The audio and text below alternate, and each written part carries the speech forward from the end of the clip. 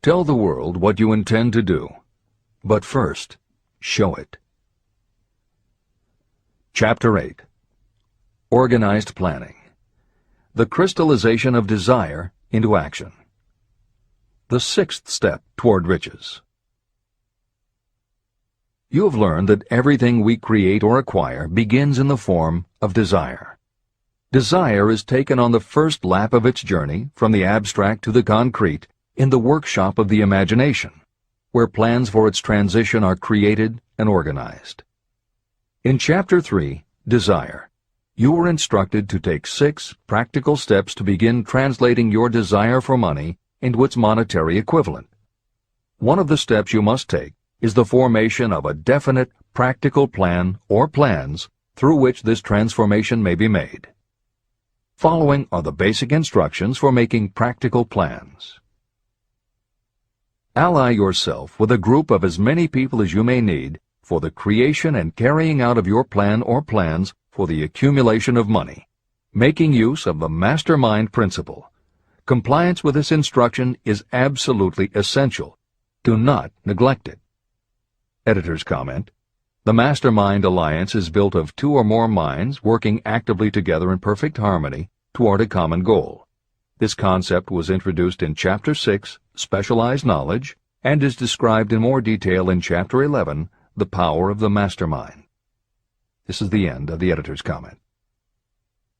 Before forming your Mastermind Alliance, decide what advantages and benefits you may offer the individual members of your group in return for their cooperation. No one will work indefinitely without some form of compensation. No intelligent person should request or expect another to work without adequate compensation, although this may not always be in the form of money.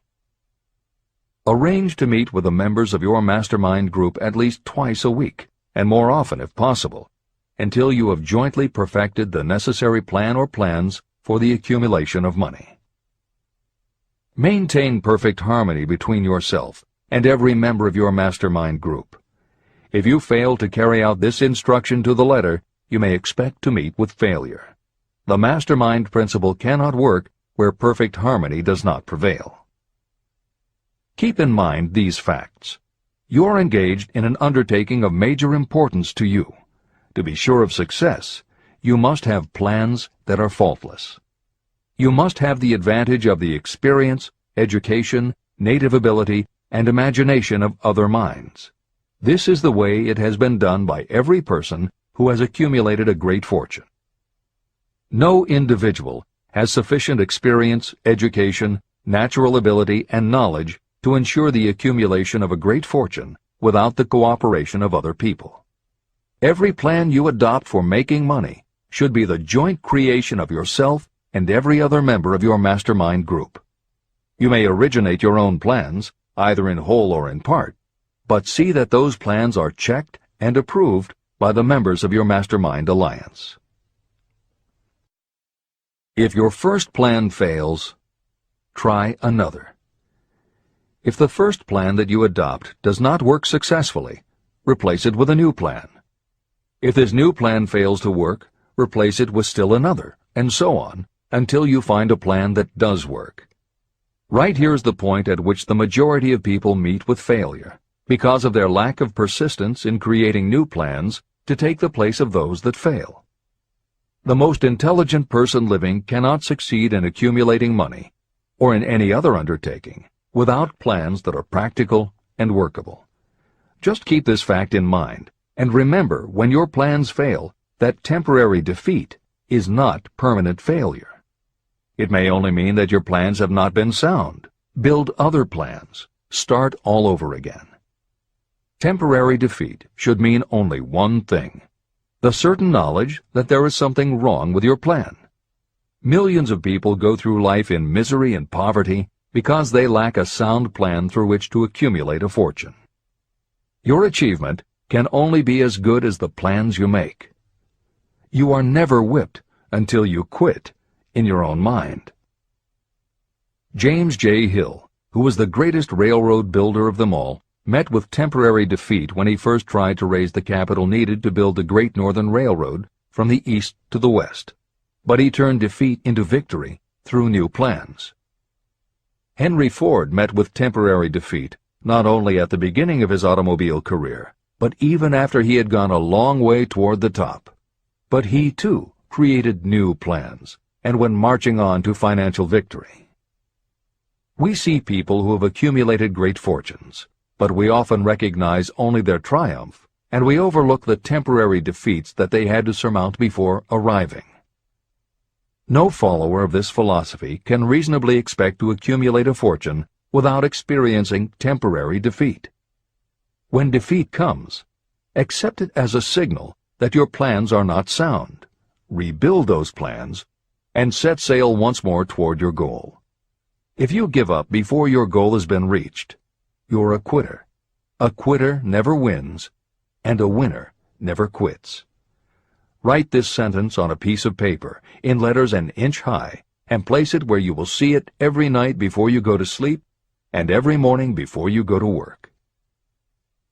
When you begin to select members for your mastermind group, choose those who do not take defeat seriously. Some people foolishly believe that only money can make money. This is not true. Desire, transmuted into its monetary equivalent through the principles in this book, is the way money is made.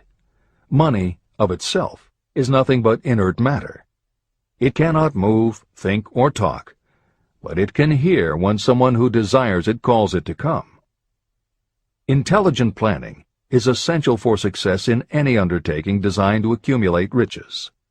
Following are detailed instructions to those who must begin the accumulation of riches by selling personal services.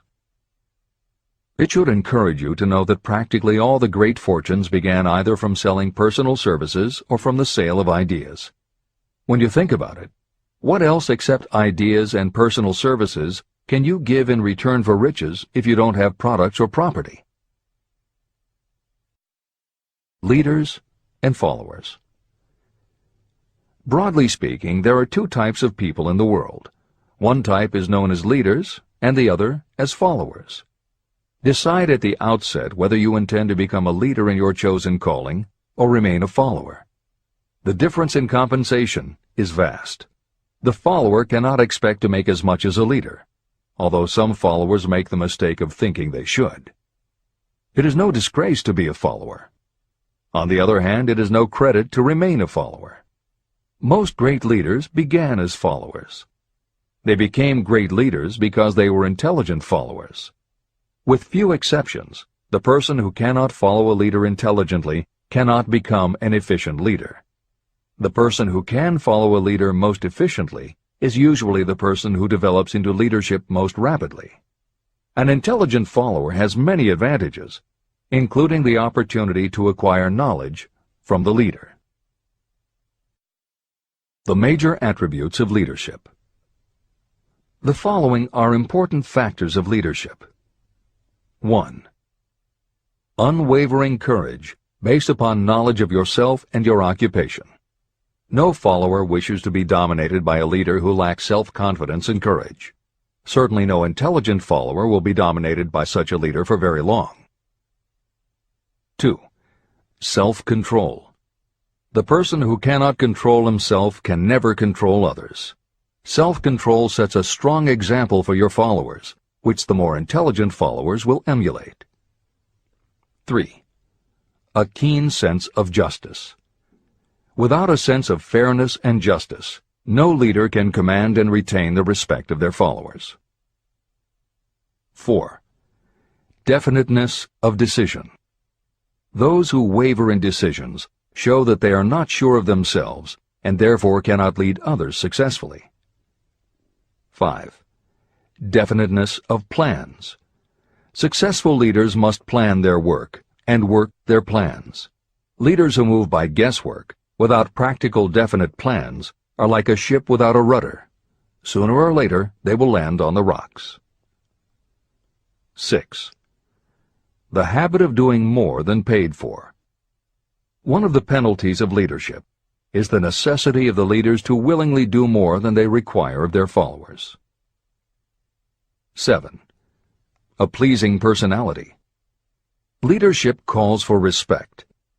Followers will not respect a leader who does not grade high on all of the factors of a pleasing personality. 8. Sympathy and understanding. Successful leaders must be in sympathy with their followers. Moreover, they must understand them and their problems. 9. Mastery of detail. Successful leadership calls for mastery of the details of the leader's position. 10. Willingness to assume full responsibility. Successful leaders must be willing to assume responsibility for the mistakes and the shortcomings of their followers. If a leader tries to shift this responsibility, that leader will not remain the leader. If one of your followers makes a mistake or is incompetent, you must consider that it is you who failed. 11. Cooperation.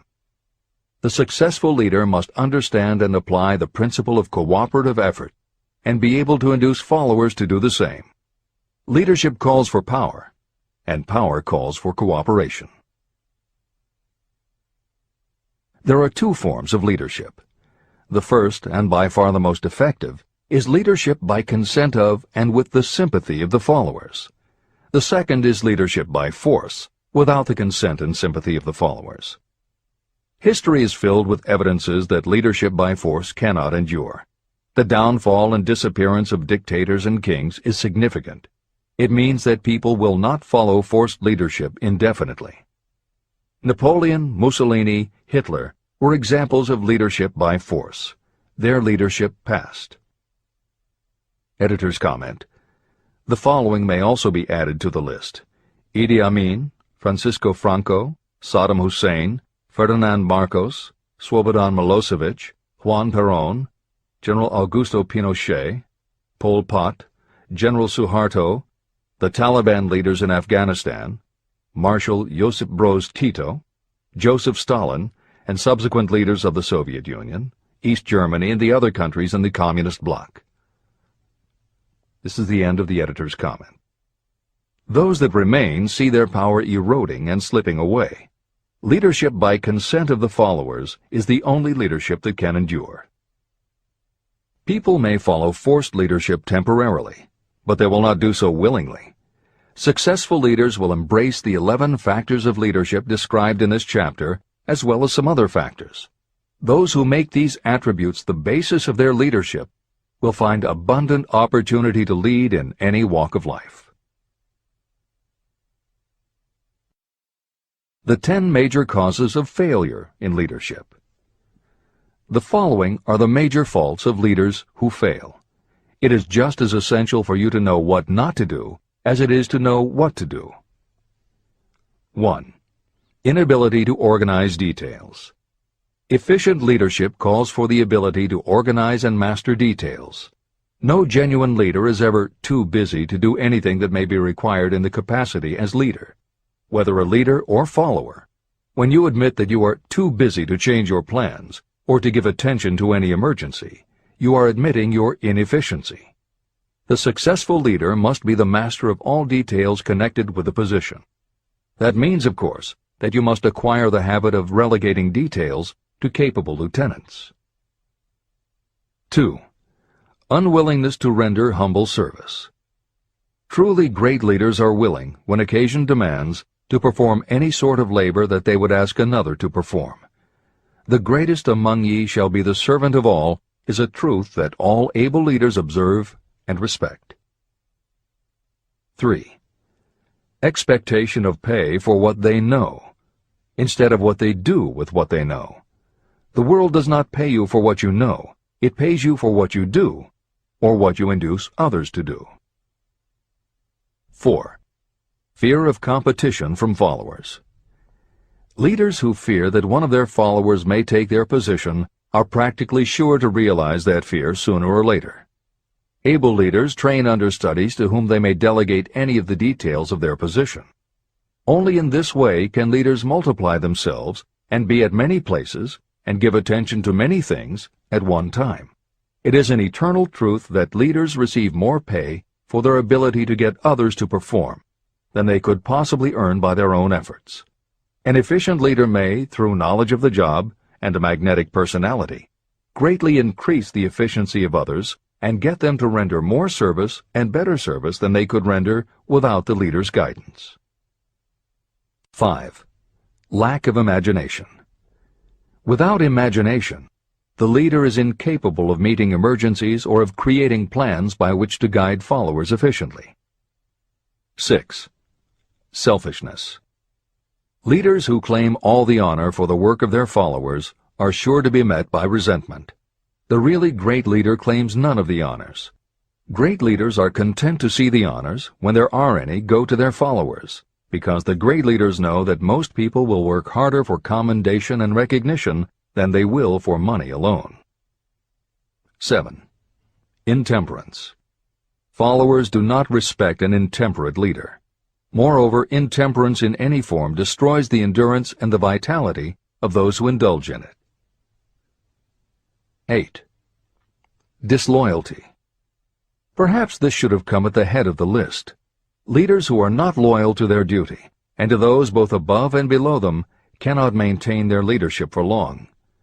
Disloyalty marks you as being less than the dust of the earth, and it will bring the contempt it deserves. Lack of loyalty is one of the major causes of failure in every walk of life. 9. Emphasis of the authority of leadership.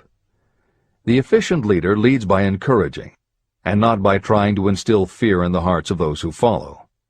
Leaders who try to impress their followers with their authority come within the category of leadership through force.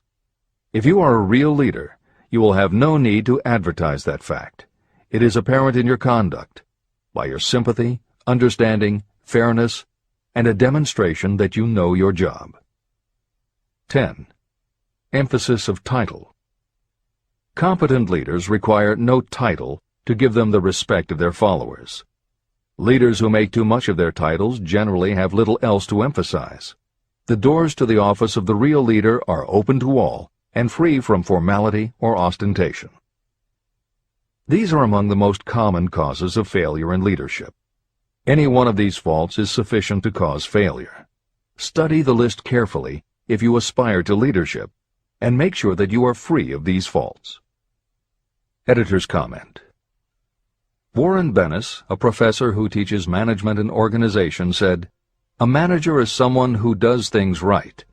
A leader is someone who does the right thing." Admiral Grace Hopper was the ranking female Navy officer when she was interviewed for 60 Minutes.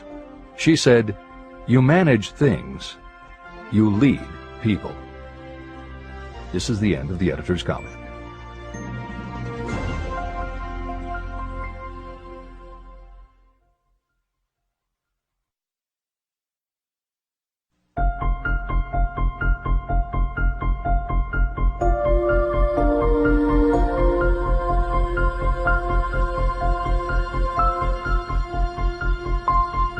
When and how to apply for a position. The information described here is the net result of many years of experience, during which thousands of men and women were helped to market their services effectively. Editor's comment. The Internet, email, and faxed resumes have radically changed the way employers search for new employees, and the way that most people apply for jobs. However, Think and Grow Rich was never intended for most people. It was written for those who want to stand out. If you are such a person, the editors of this revised and updated edition strongly advise that you give serious thought to each of the following suggestions about how to apply for a position and how to prepare a resume. If you are tempted to think the suggestions are too obvious, simplistic, or out of date, we assure you they are not. In those instances where it is appropriate to update the material, we have added commentary. This is the end of the editor's comment. 1. Employment agencies. Care must be taken to select only reputable companies that can show adequate records of achievement of satisfactory results. Editor's comment. As anyone in the job market knows, today employment agencies range from companies that supply temporary office help to headhunters who connect high-level executives with companies seeking experienced management talent. If you are seeking a mid to upper-level position, the old adage that you get what you pay for is particularly true. This is the end of the editor's comment. 2. Advertising in newspapers, trade journals, magazines. Classified advertising may produce satisfactory results for those applying for entry-level, clerical, or salaried positions. For those seeking executive positions, a well-written and well-designed display ad, though more expensive, may be more desirable. The copy should be prepared by an expert who understands how to inject sufficient selling qualities to produce replies. Editor's comment. For individuals, the display ad approach is not very common in the contemporary job market. But for that reason, if you are sure of the position you want, a well-written and well-designed ad selling yourself and placed in the right trade paper or industry journal might be just the thing to get the attention you want.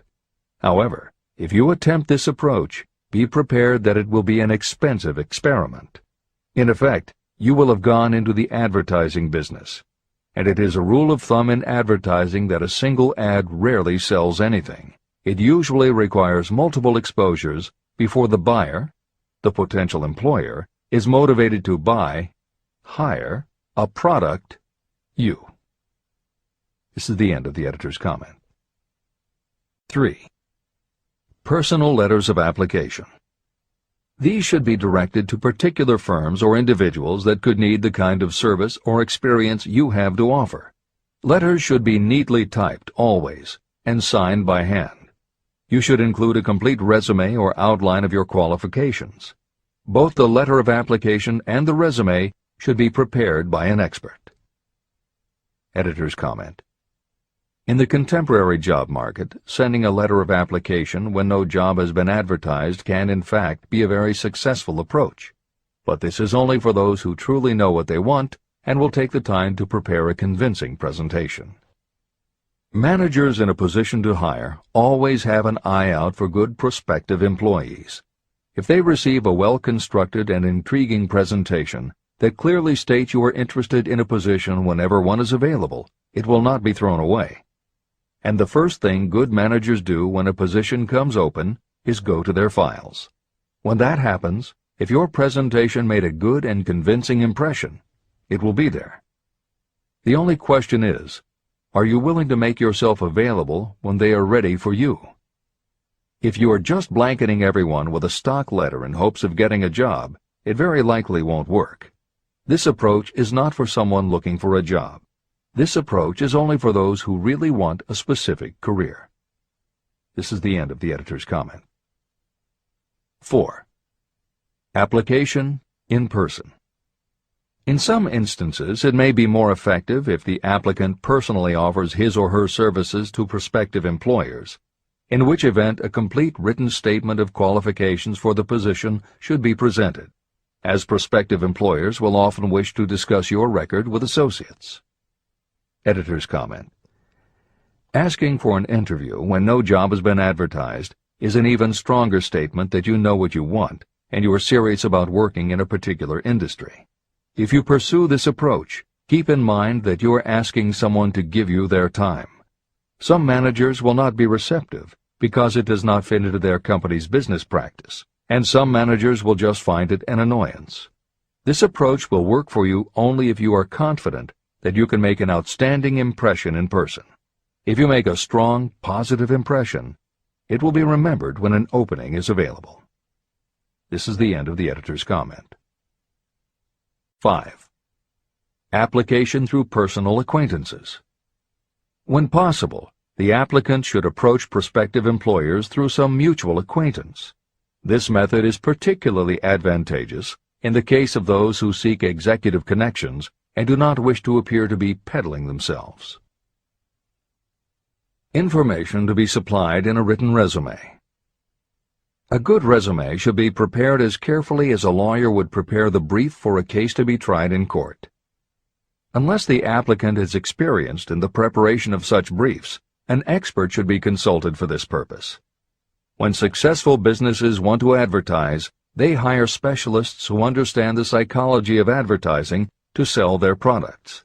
If you are selling your personal services, you should do the same. Editor's comment. The job market in America has never been as bad as it was when Napoleon Hill wrote the preceding paragraph. Because of the Great Depression, many adults had never had any kind of steady job, let alone sought a career position, and there were few places to learn how to do it. Since that time, many excellent books have been published on the subject, and companies that offer professional help in preparing resumes have become very common. However, neither books nor copywriters are magic. It all begins with what you have to offer. The editors of this edition suggest that you start to assemble your presentation using the guidelines that appear below.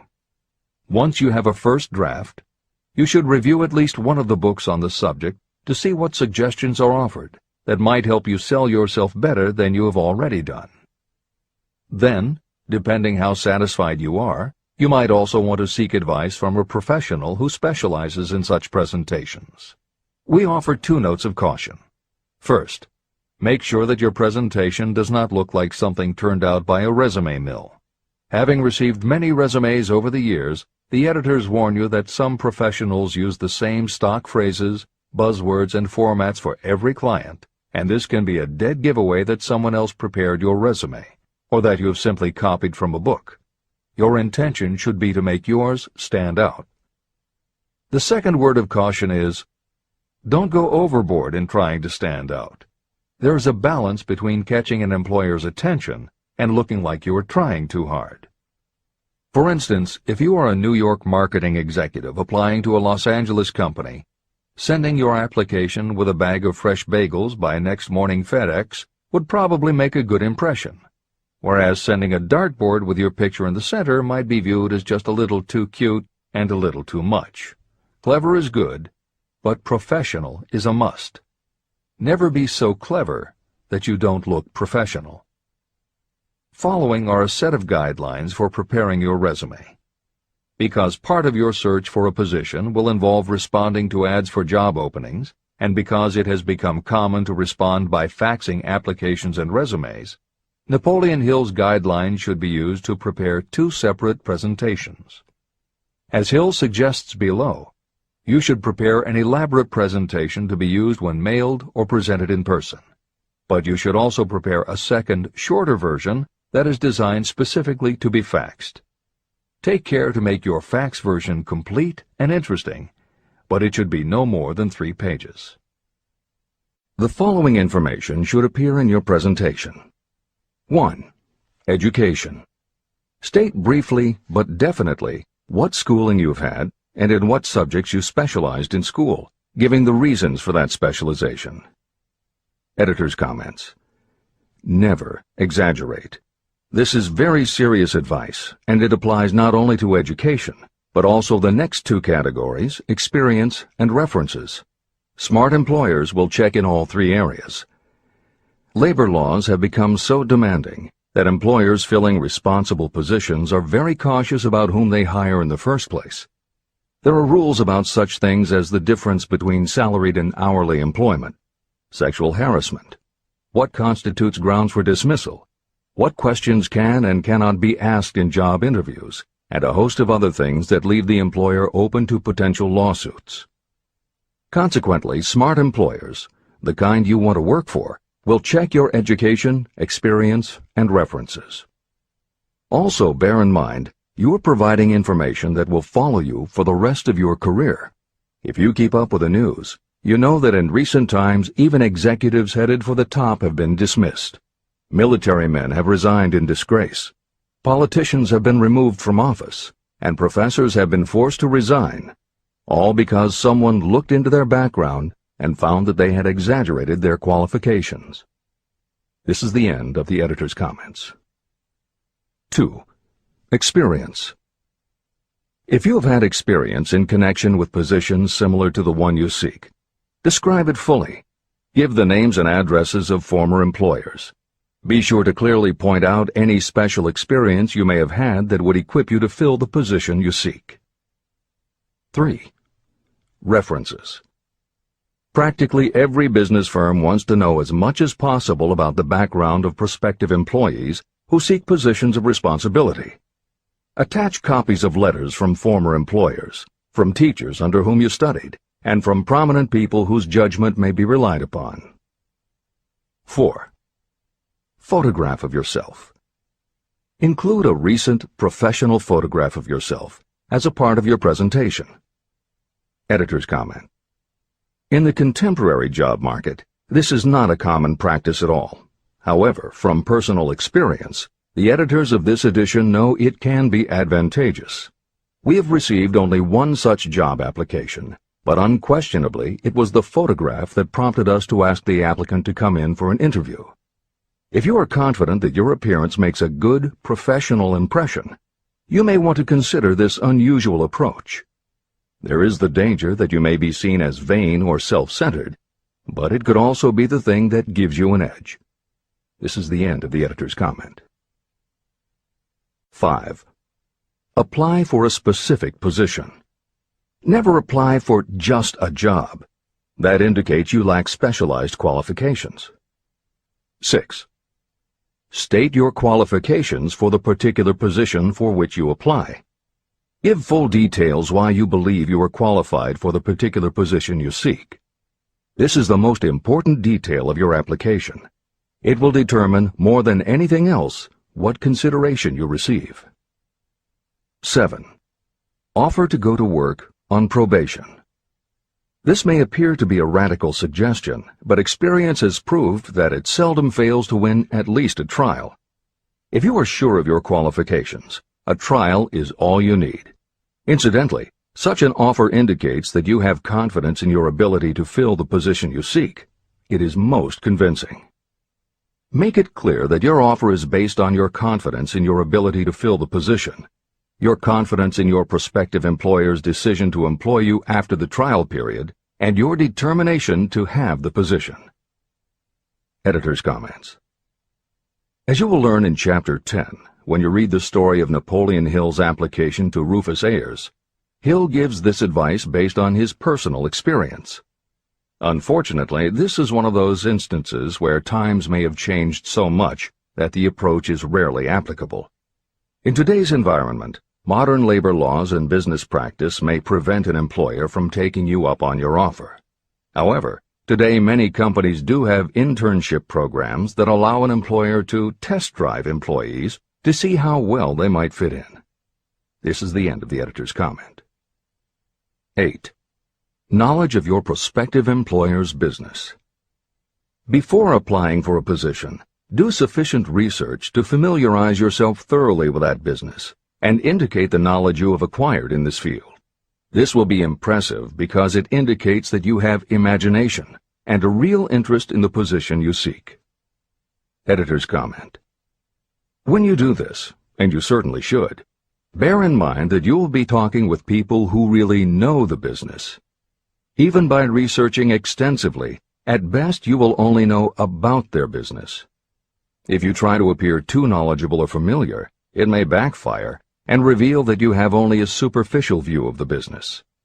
Unless you are already working in the particular industry and have insights based on experience, do not be presumptuous. Use your knowledge to indicate that you have taken the time to educate yourself and that you really are interested, but don't try to tell a prospective employer how you would run the business. This is the end of the editor's comment. Remember that it is not the lawyer who knows the most law, but the one who best prepares his case who wins. If your case is properly prepared and presented, your victory will have been more than half won at the outset. Do not be afraid of making your presentation too long. Employers are just as much interested in purchasing the services of well-qualified applicants as you are in securing employment. In fact, the success of most successful employers is due to their ability to select well-qualified lieutenants. They want all the information available. Editor's comment. As noted above, when faxing a resume, it should be no more than 3 pages and should state that you will be pleased to provide a more detailed resume if required. This is the end of the editor's comment. Remember another thing.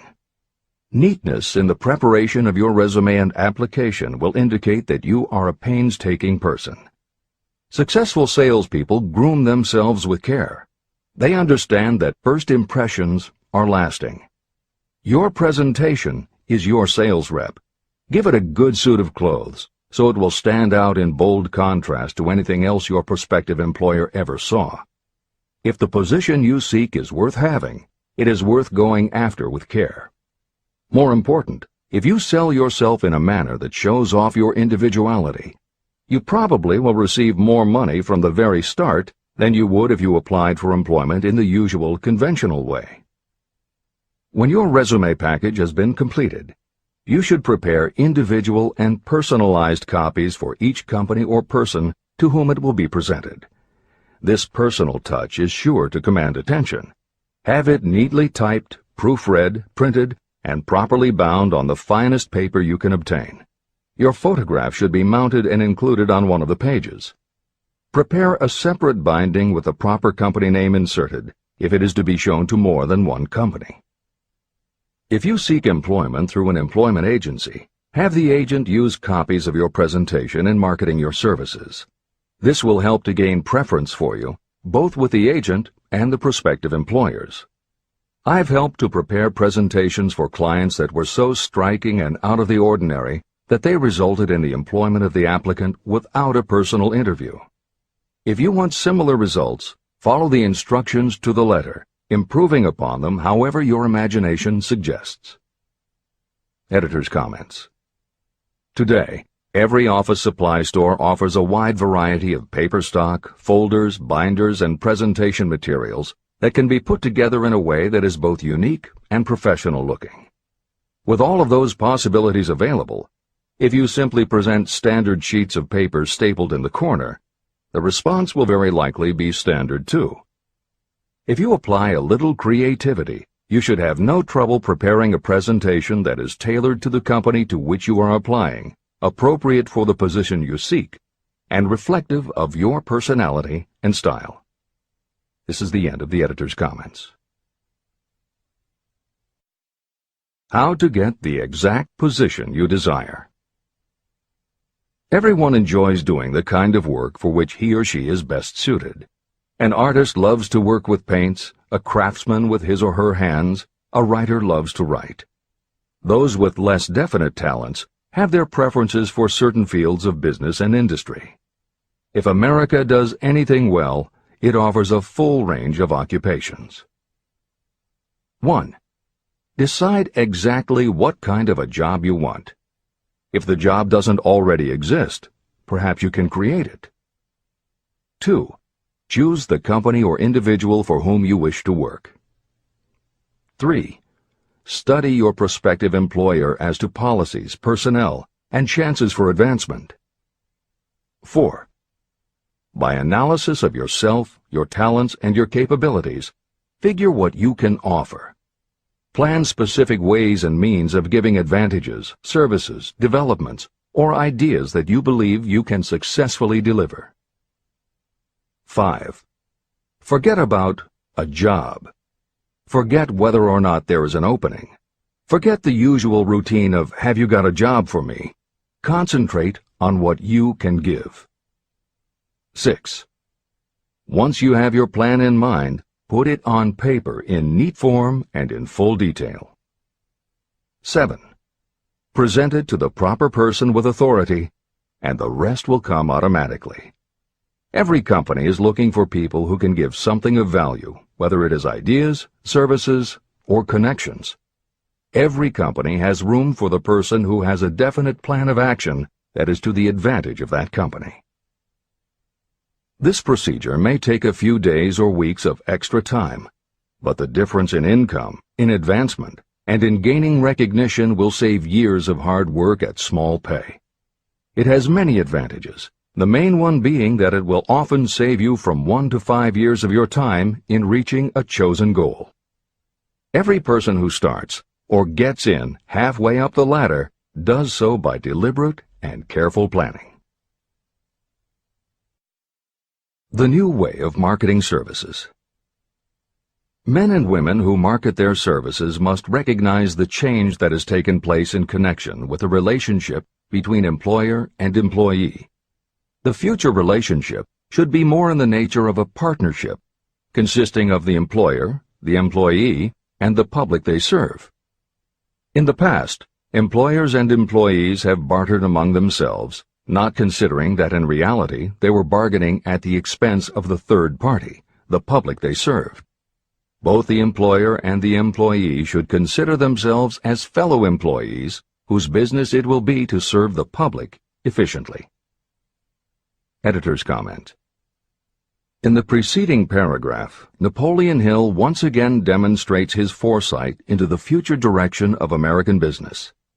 As you will recognize in the following section, the point he makes by citing the coal and gas companies would at a later time be equally applicable to the telephone monopolies, and later still to computer software and internet companies, and to cable television suppliers when competitors started to offer satellite TV.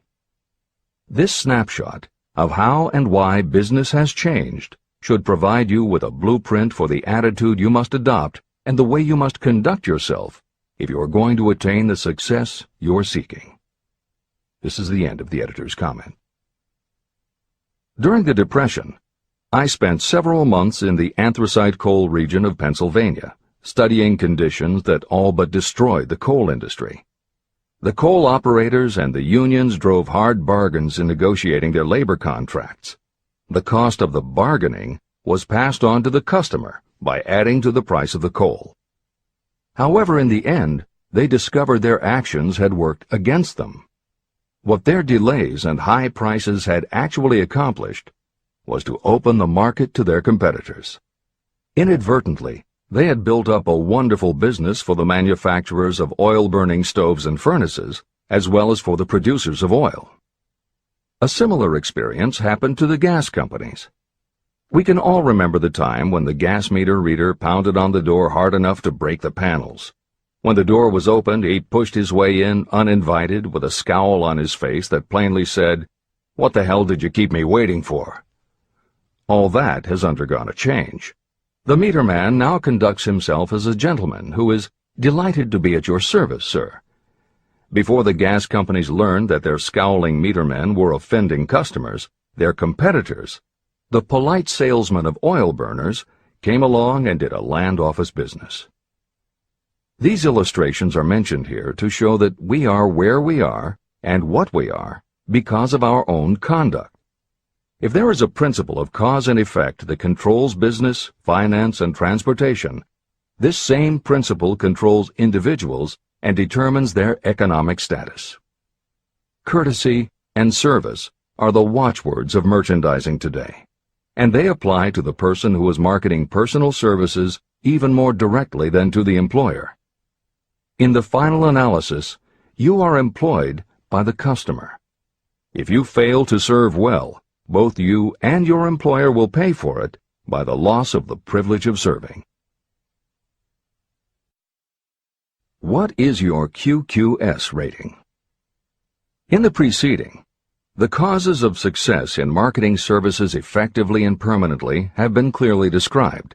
Unless those causes are studied, analyzed, understood, and applied, no one can market services effectively and permanently. Every man or woman must be their own sales force of their personal services. The quality and the quantity of service rendered, and the spirit in which it is rendered, determine the price and the duration of employment. To market your personal services effectively, which means a permanent market at a satisfactory price under pleasant conditions, you must adopt and follow the QQS formula.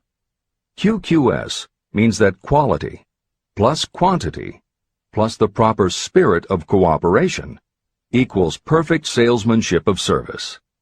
Remember the QQS formula, but do more. Apply it as a habit. Analyze the formula to make sure you understand exactly what it means. Quality of service means the performance of every detail in connection with your position in the most efficient manner possible, with the object of greater efficiency always in mind. Quantity of service means the habit of rendering all the service of which you are capable at all times, with the purpose of increasing the amount of service rendered as you develop greater skill through practice and experience. Emphasis is again placed on the word habit. Spirit of service means the habit of agreeable, harmonious conduct, which will induce cooperation from associates and fellow employees. Adequate quality and adequate quantity of service is not sufficient to maintain a permanent market for your services.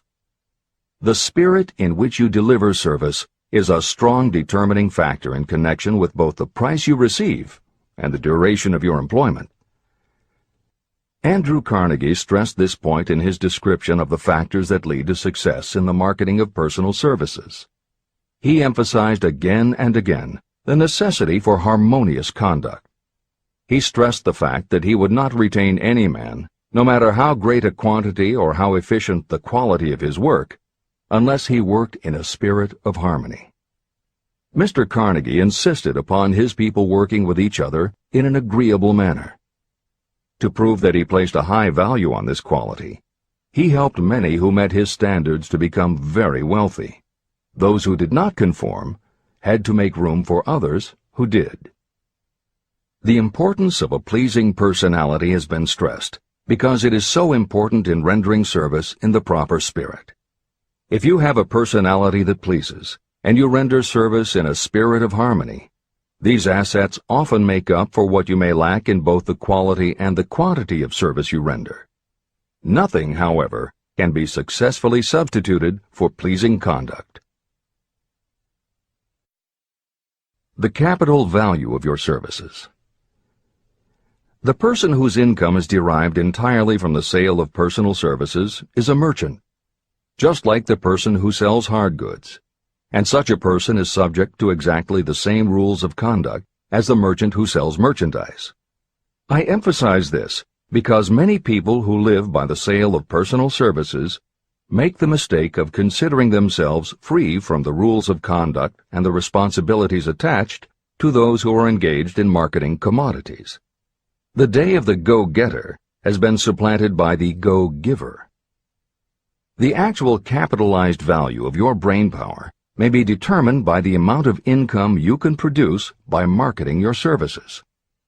A fair estimate of the capital value of your brain power may be made by using the following assumptions. Money, the amount of capital, can be borrowed from a bank at a certain rate of interest. Money is worth no more than brains, and it is often worth much less. Therefore, if your brain power is as valuable as money, in effect, you should be lending your brain power, your amount of capital, at least at the same rate that banks charge to lend money. This means that what you earn in a year, your income, is comparable to what a bank earns from a loan in a year, the interest they charge. You can then calculate the capital value of your brain power using this formula. Divide 100 by the current rate of interest that banks charge for lending money. Then multiply the result by the amount of your annual income. As an example, assume that the current interest rate is 5%. Assume your annual income is $50,000. The formula would be as follows. 100 divided by 5 equals 20, and 20 multiplied by 50,000 equals $1 million. Therefore, if you lend out your brain power, your capital, at the same rate as the bank lends money, 5% interest, your brain power is worth $1 million. Competent brains, if effectively marketed, represent a much more desirable form of capital than the money that is required to conduct a business dealing in commodities.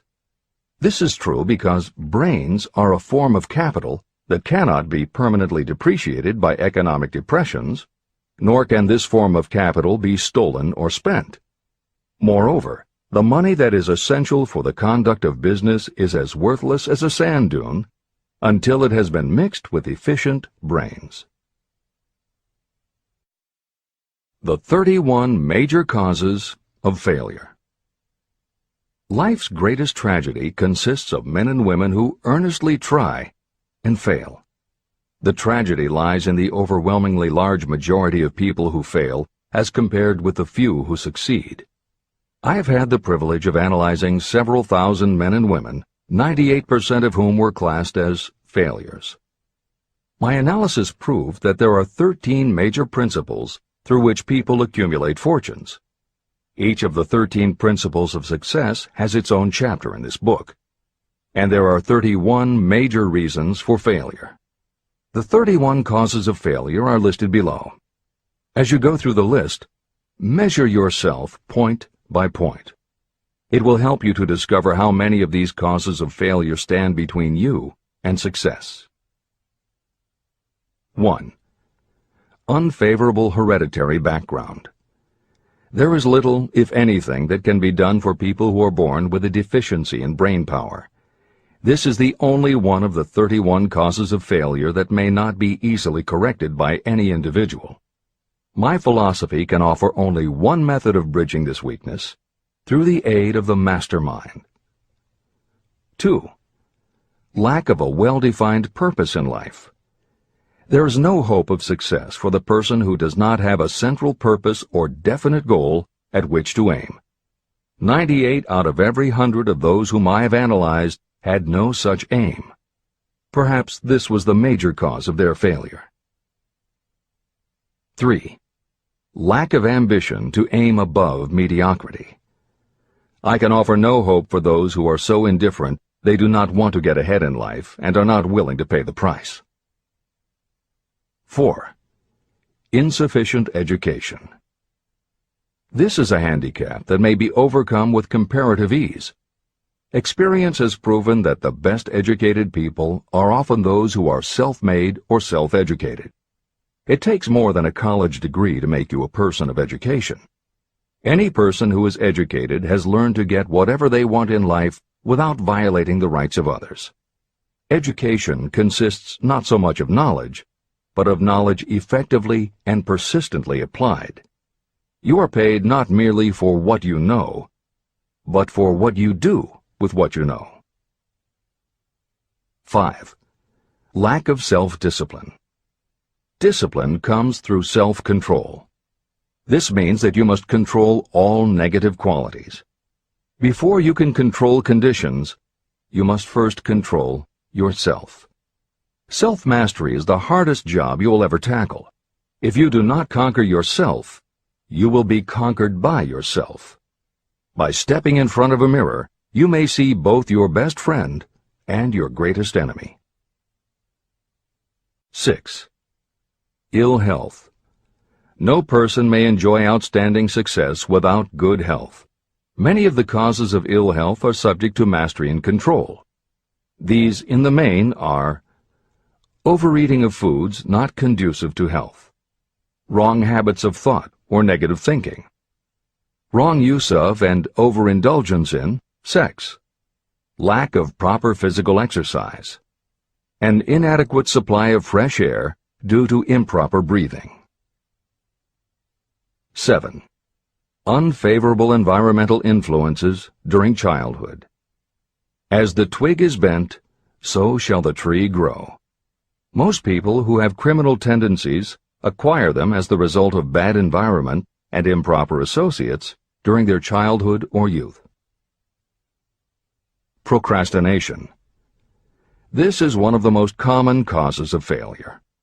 Procrastination stands within the shadow of every human being, waiting its opportunity to spoil your chances of success.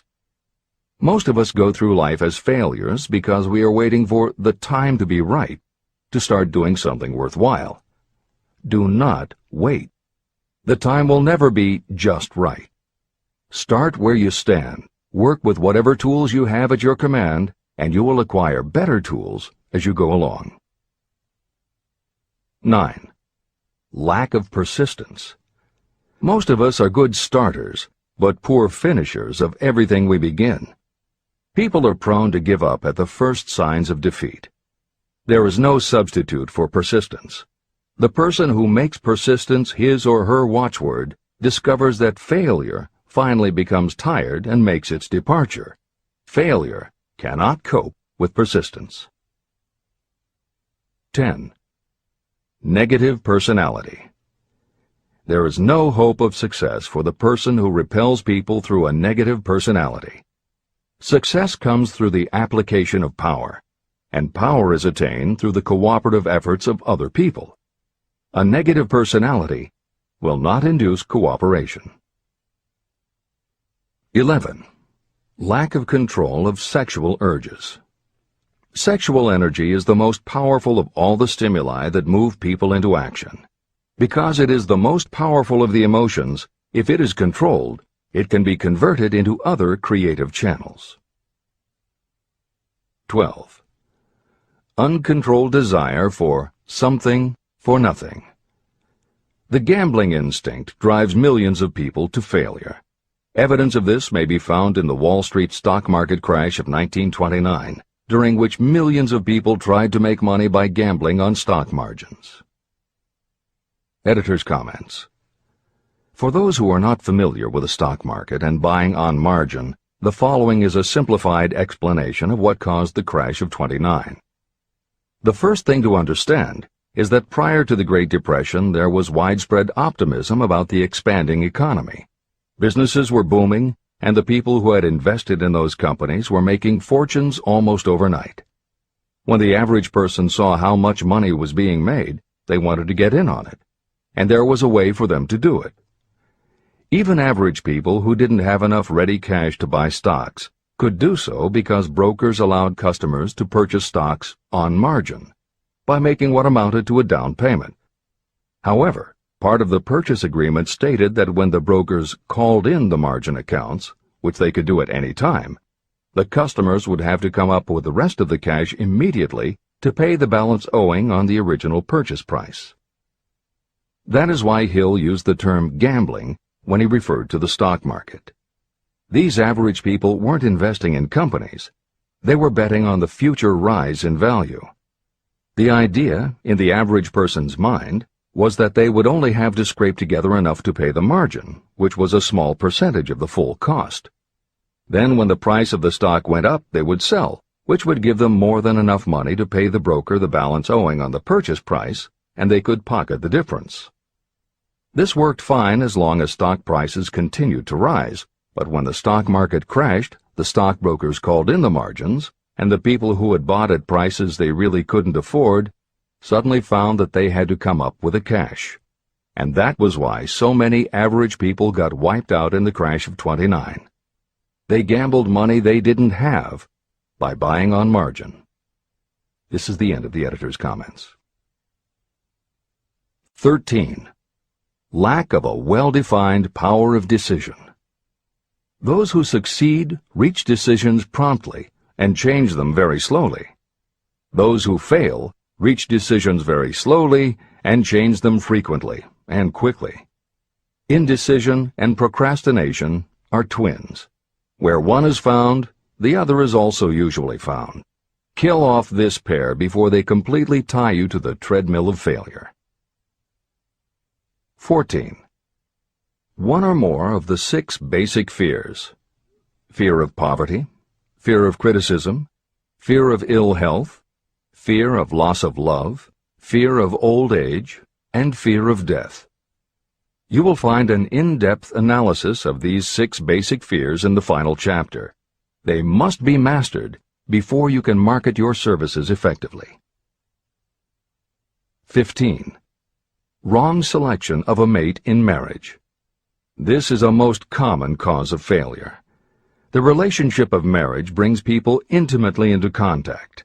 Unless this relationship is harmonious, failure is likely to follow. Moreover, it will be a form of failure that destroys ambition. 16. Overcaution.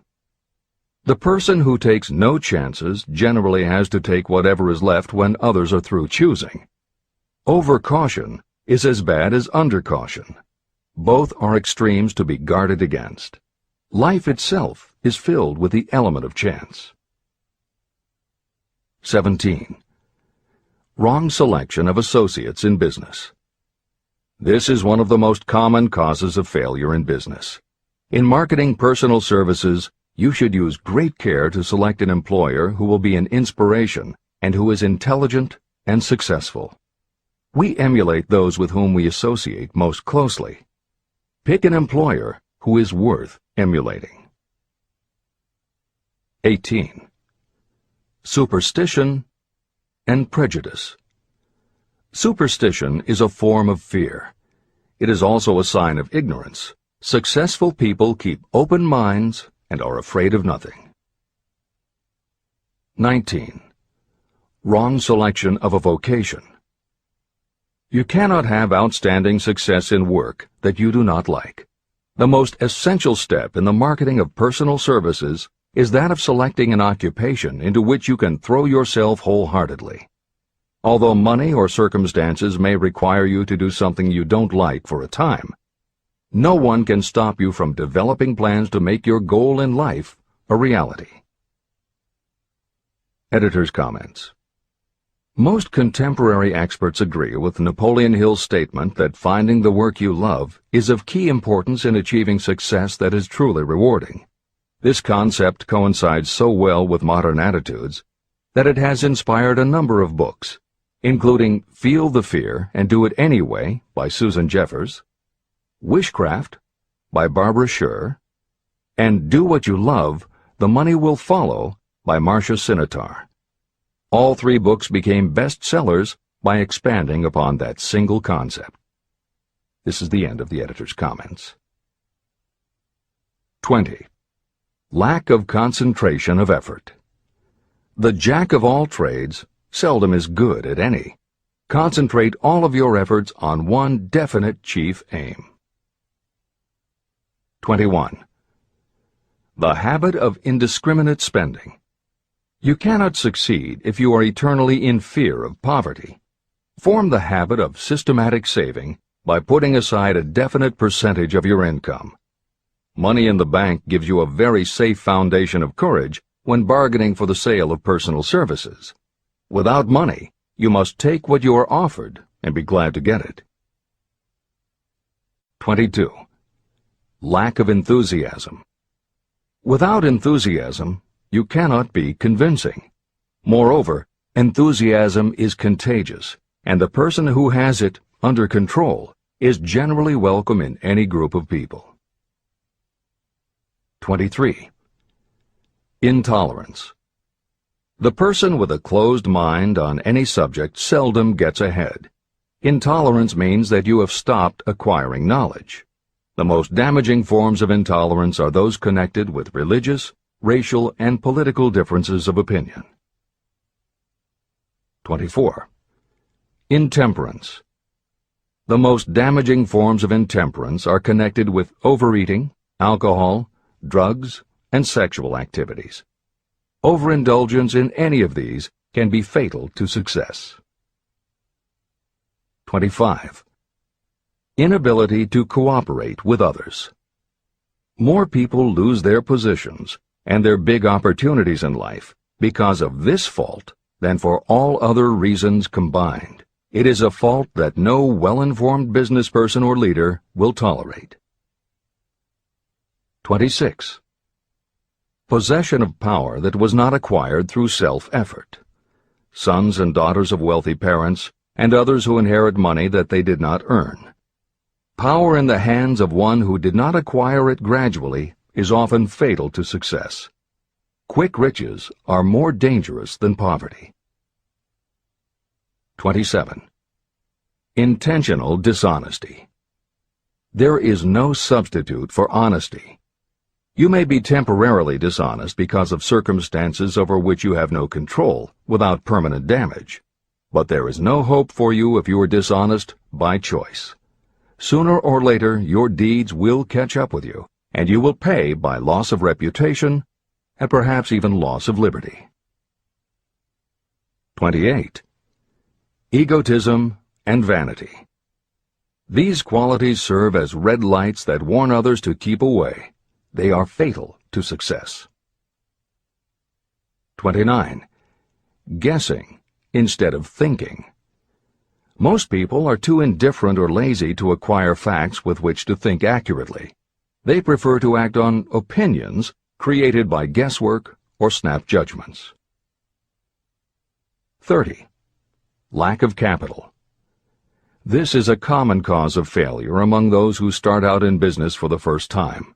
You must have a sufficient reserve of capital to absorb the shock of your mistakes and to carry you over until you have established a reputation. 31.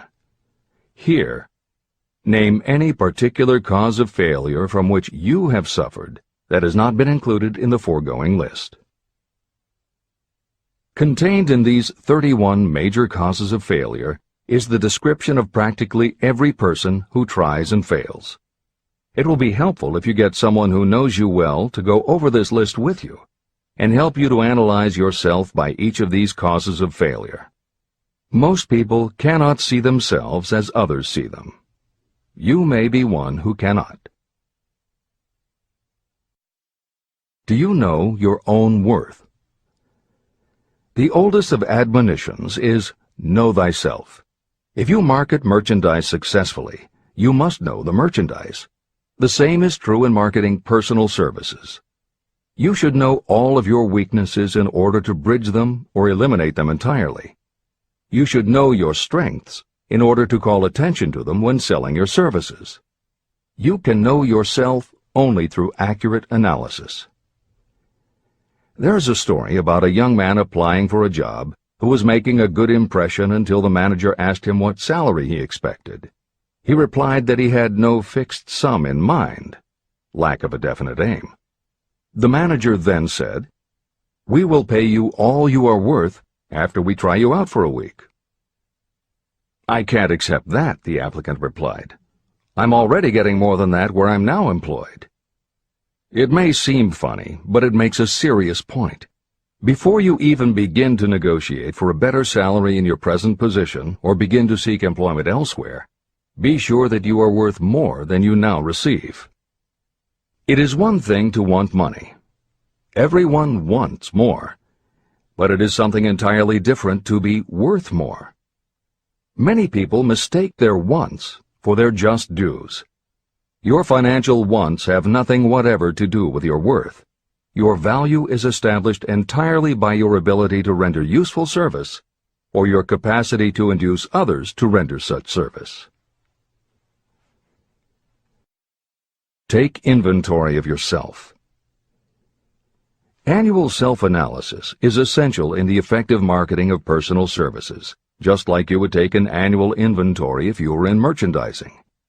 Moreover, your yearly analysis should show a decrease in your faults and an increase in your virtues. You go ahead, stand still, or go backward in life. Your objective should be to go ahead. Annual self-analysis will disclose whether advancement has been made and, if so, how much. It will also disclose any backward steps you may have taken.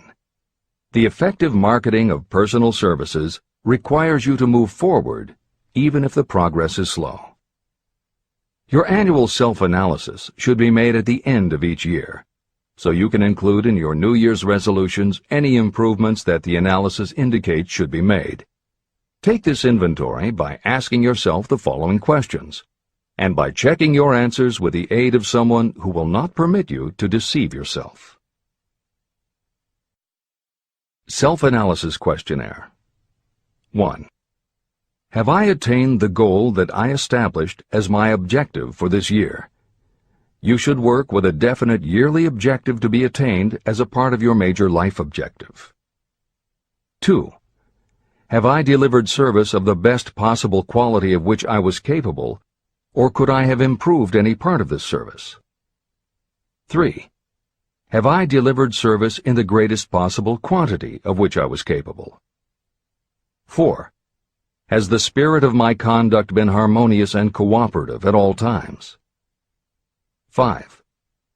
Have I permitted the habit of procrastination to decrease my efficiency, and if so, to what extent? 6. Have I improved my personality, and if so, in what ways? 7. Have I been persistent in following my plans through to completion? 8. Have I reached decisions promptly and definitely on all occasions? 9. Have I permitted any of the 6 basic fears to decrease my efficiency? 10. Have I been either overcautious or undercautious? 11. Has my relationship with my associates in work been pleasant or unpleasant? If it has been unpleasant, has the fault been partly or wholly mine? 12. Have I dissipated any of my energy through lack of concentration of effort? 13. Have I been open-minded and tolerant in connection with all subjects? 14. In what ways have I improved my ability to render service? 15. Have I been intemperate in any of my personal habits? 16. Have I expressed, either openly or secretly, any form of egotism? 17. Has my conduct toward my associates been such that they respect me? 18. Have my opinions and decisions been based upon guesswork or accuracy of analysis and thought? 19. Have I followed the habit of budgeting my time, my expenses, and my income, and have I been conservative in these budgets? 20. How much time have I devoted to unprofitable effort which I might have used to better advantage? 21. How may I rebudget my time and change my habits so I will be more efficient during the coming year? 22. Have I been guilty of any conduct that was not approved by my own conscience? 23. In what ways have I rendered more service and better service than I was paid to render? 24. Have I been unfair to anyone, and if so, in what way? 25. If I had been the purchaser of my own services for the year, would I be satisfied with my purchase? 26. Am I in the right vocation, and if not, why not? 27. Has the purchaser of my services been satisfied with the service I have rendered, and if not, why not? 28. What is my present rating on the fundamental principles of success? Make this rating fairly and frankly, and have it checked by someone who is courageous enough to do it accurately. After you have finished reading through to the end of this book at least once, and you are sure you have assimilated the information in this chapter, you will be ready to create a practical plan for marketing your personal services. In this chapter, you should have found adequate descriptions of every principle essential in planning the sale of personal services. These include the major attributes of leadership, the most common causes of failure in leadership, a description of the fields of opportunity for leadership, the main causes of failure in all walks of life, and the important questions that should be used in self-analysis. This extensive and detailed presentation has been included because it will be needed by you if you are going to earn your riches by marketing your personal services. Those who have lost their fortunes and those who are just beginning to earn money have nothing but personal services to offer in return for riches. Therefore, it is essential that you have real, practical information that you'll need to market your services to best advantage. Complete assimilation and understanding of the information will help you to market your services, and it will help you to become more analytical and capable of judging people. The information will be priceless to you if you work in an executive position where you select employees. Where and how to find opportunities to accumulate riches. Now that we have analyzed the principles by which riches may be accumulated, you naturally ask, where can I find the opportunities to apply these principles? Very well. Let us take inventory and see what the United States of America offers the person seeking riches. To begin with, remember that we live in a country where every law-abiding citizen enjoys freedom of thought and freedom of deed unequaled anywhere in the world. Most of us have never taken inventory of the advantages of this freedom. We have never compared our unlimited freedom with a curtailed freedom in other countries. Here we have freedom of thought, freedom in the choice and enjoyment of education, freedom in religion, freedom in politics, freedom in the choice of a business, profession, or occupation, freedom to accumulate and own all the property we can accumulate, freedom to choose our place of residence, freedom in marriage, freedom through equal opportunity to all races, freedom of travel from one state to another, freedom in our choice of foods, and freedom to aim for any station in life for which we have prepared ourselves, even for the presidency of the United States. We have other forms of freedom, but this list gives an overview of the most important freedoms that offer you the opportunity to think and grow rich. The United States is the only country guaranteeing to every citizen, whether native-born or naturalized, so broad and varied a list of freedoms. Next, let us recount some of the blessings that our widespread freedom has placed within our hands. Take the average American family of average income and sum up the benefits available to every member of the family in this land of opportunity and plenty. Food. Next to freedom of thought and deed comes food, clothing, and shelter, the three basic necessities of life.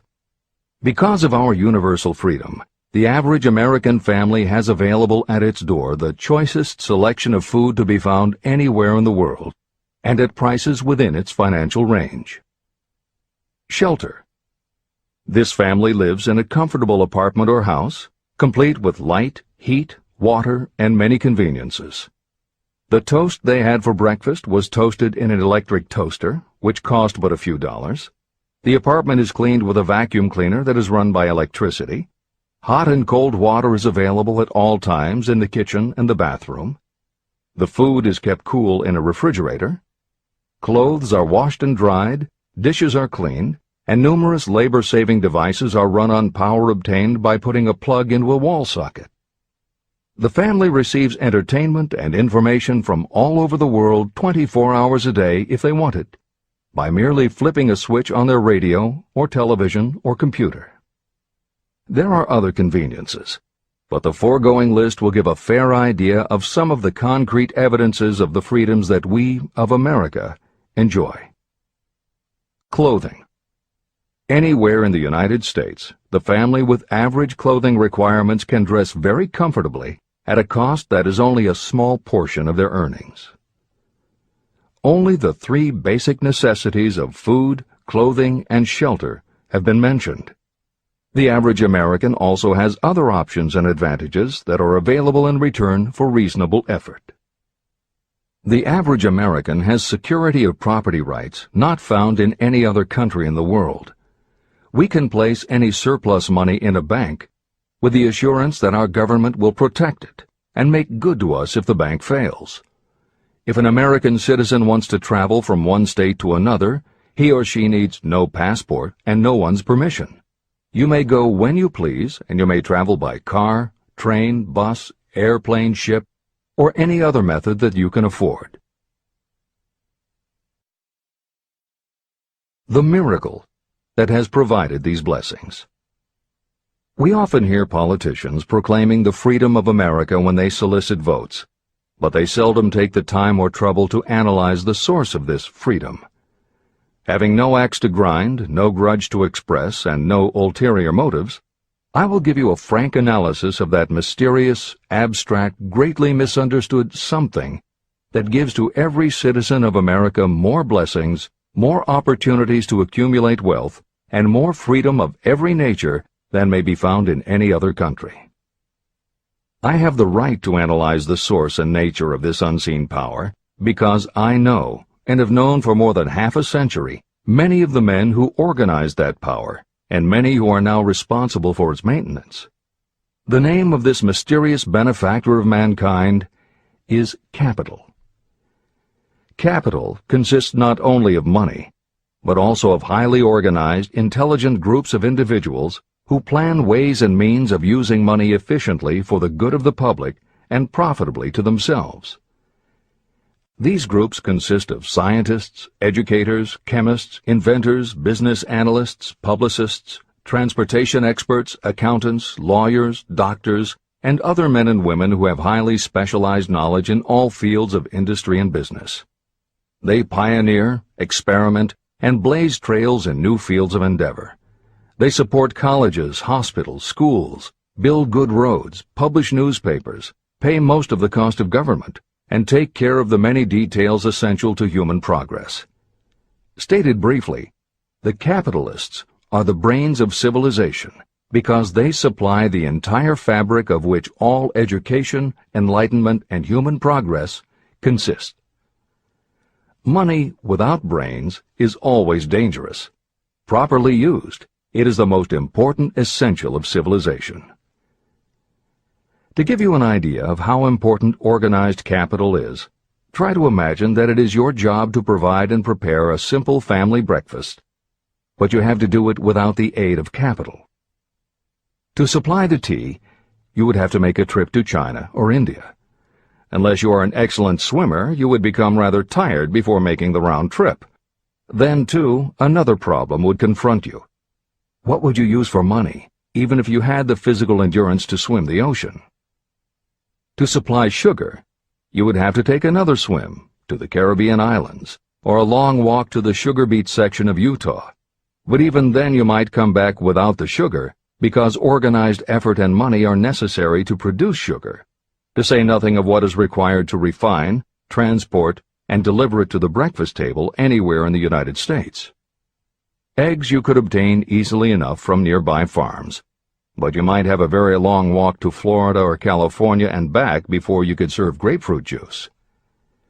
You would have another long walk to Kansas or one of the other wheat-growing states when you went after wheat bread.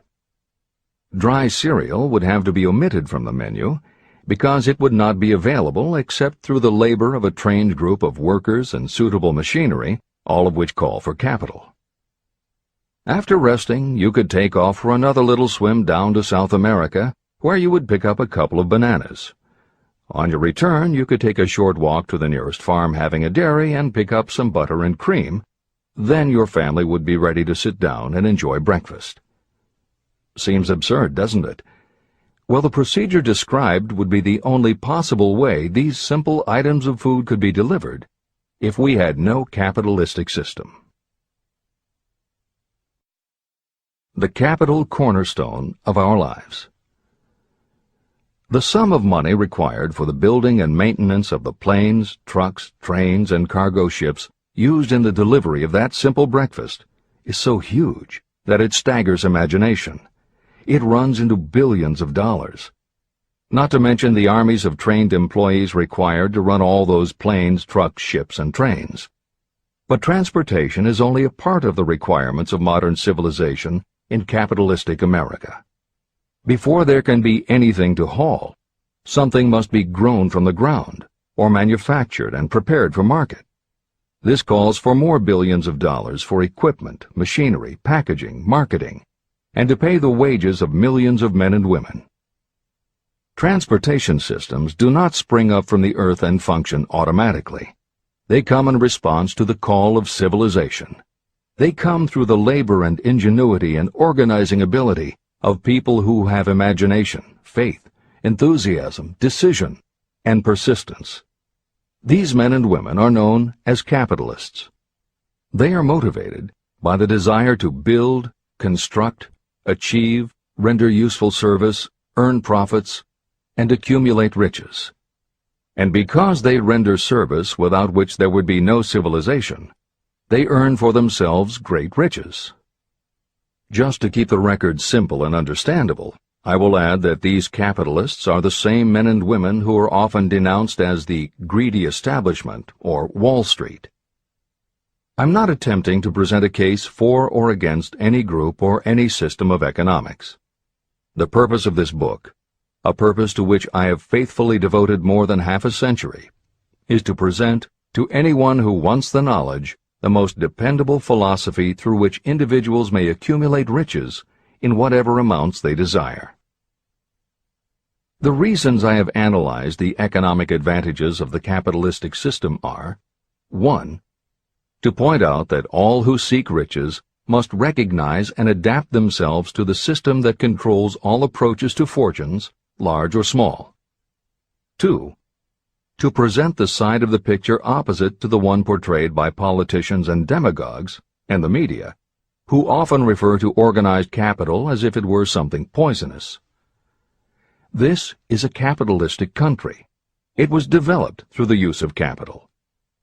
We who claim the right to partake of the blessings of freedom and opportunity, we who seek to accumulate riches here, should know that neither riches nor opportunity would be available to us if organized capital had not provided these benefits. There is only one dependable method of accumulating and legally holding riches, and that is by rendering useful service. No system has ever been created by which anyone can legally acquire riches through mere force of numbers, or without giving in return an equivalent value of one form or another. Your opportunities in the midst of riches. America provides all the freedom and all the opportunity to accumulate riches that any honest person may require. When you go hunting for game, you select hunting grounds where game is plentiful. When you are seeking riches, the same rule naturally applies. If it is riches you are seeking, do not overlook the possibilities of a country whose citizens are so rich that women alone spend billions of dollars each year for cosmetics and other beauty products. Do not be in too big a hurry to get away from a country whose men willingly, even eagerly, hand over more billions of dollars annually for football, basketball, baseball, and all the related products that go with these and other sporting events.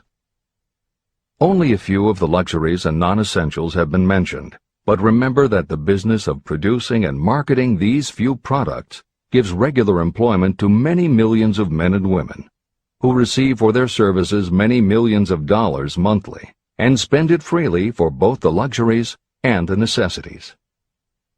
Especially, remember that behind all this exchange of merchandise and personal services is an abundance of opportunity to accumulate riches. Here our American freedom comes to your aid. There is nothing to stop you or anyone from engaging in any portion of the effort necessary to carry on these businesses. If you have superior talent, training, experience, you may accumulate riches in large amounts. Those not so fortunate may accumulate smaller amounts. Anyone may earn a living in return for a very nominal amount of labor. So there you are. Opportunity has spread its wares before you. Step up to the front, select what you want, create your plan, put the plan into action, and follow through with persistence. Capitalistic America will do the rest. You can depend on this much. Capitalistic America ensures every person the opportunity to render useful service and to collect riches in proportion to the value of the service. The system denies no one this right, but it does not and cannot promise something for nothing. The system itself is irrevocably controlled by the law of economics, which neither recognizes nor tolerates for long getting without giving.